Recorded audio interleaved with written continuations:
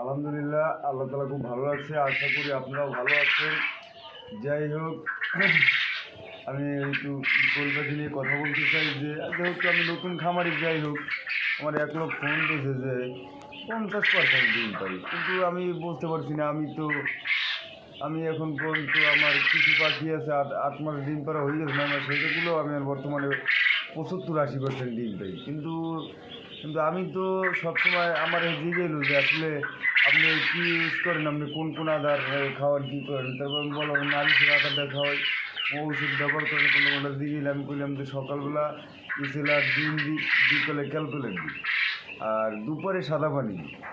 আর আমি এটা বলতে পারতেছি না, আমি তো এটি আল্লাহর মতো মাশাল্লাহ ভালো প্রোডাকশন পাইতেছি। যাই হোক, এখন বিস্তারিত বিষয়গুলো দিয়া যদি কারো 0 বাচ্চা লাগে বা বোর্ডিং শেষ 10 দিনের বাচ্চা যদি কারো লাগে, স্ক্রিনে দেওয়া নাম্বার থাকবে, ওই নাম্বারে যোগাযোগ করবেন।